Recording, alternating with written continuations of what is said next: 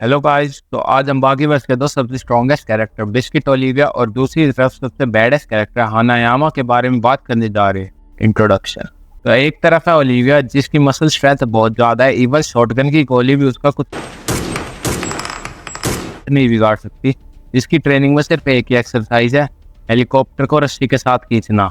और दूसरी तरफ है हानायामा जो यूजीरो की तरह पैदाइशी ताकतवर है और इसकी ग्रिप स्ट्रेंथ इतनी है कि एक कॉइन को 4 बार फोल्ड कर देता है और एक कार्ड के डेक को अपने हाथों से फाड़ देता है। ये दोनों बहुत ही ज़्यादा डैमेज ले सकते हैं और अपने अपोनेंट को बहुत ज़्यादा डैमेज दे भी सकते हैं। Back story. तो Biscuit Oliva Black Pentagon prison में रहते हैं, राज करते हैं।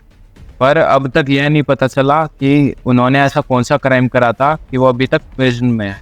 पर उनके प्रिजन में उन्हें सारी बेस्ट फैसिलिटीज़ लाइक महंगी वाइन, प्राइवेट रूम, एक्सरसाइज करने के लिए अलग एरिया और बेस्ट बेडरूम मिला है। बिस्किट ओलिविया अमेरिका के सबसे स्ट्रॉन्गेस्ट मैन है और साथ ही उनके डर से सारे कैदी भी शांत रहते हैं। अगर बात आती है हानायामा की, तो यूजीरो ने कहा था कि वो पैदाइशी स्ट्रॉन्ग है और वो साथ ही कोई ट्रेनिंग नहीं करते। उनके हिसाब से ट्रेनिंग करने से कुछ फ़ायदा नहीं होता पर हमने मांगा में देखा था कि यूजीरो बताते हैं कि हानायामा भी ट्रेनिंग करते हैं।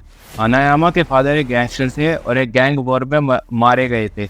और फिर आगे चलकर जिस गैंग ने हानायामा के फादर को मारा, हानायामा ने उस गैंग के सारे बंदों को सिर्फ 30 मिनट के अंदर सिर्फ अपने हाथों का इस्तेमाल करके मार दिया था। फिर आगे चलकर हानायामा अपने फादर की गैंग के लीडर बने। Physical stats and technique. Hanayama की हाइट 6 फुट 3 इंच और वेट लगभग 160 किलो है, पर उन्हें कोई टेक्निक नहीं आती। वो सारी फाइट अपनी रॉ स्ट्रेंथ से करते और अपने अपोनेंट के सारे अटैक झेलते हैं। जब पिकल को हानायामा ने धक्का दिया था तो पिकल को लगाता है कि हानायामा की स्ट्राइक ट्राइसेराटॉप्स के बराबर है और ट्राइसेराटॉप्स का वजन लगभग 12,000 किलो के बराबर होता है। बिस्किट ओलिविया जिसकी हाइट 5 फुट 11 इंच है।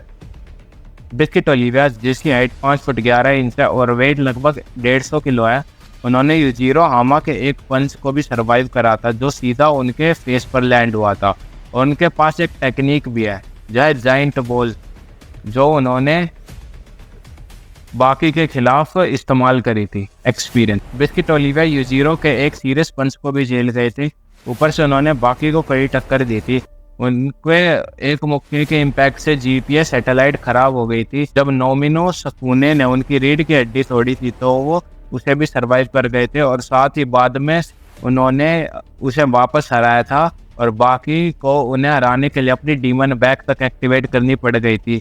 अब बात आती है हानायामा की, तो हानायामा यंग बाकी से हार गए थे।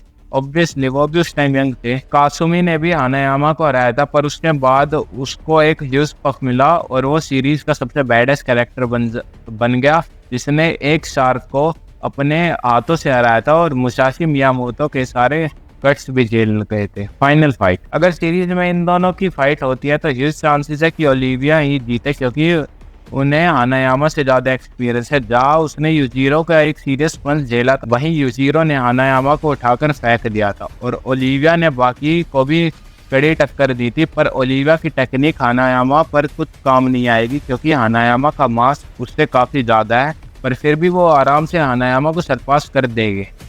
इन दोनों की फाइट हुई तो फिर भी हानायामा ओलिविया के पास जाकर बस इस वीडियो को लाइक करने के लिए और मूड बन जाए तो सब्सक्राइब करने के लिए ही कहे।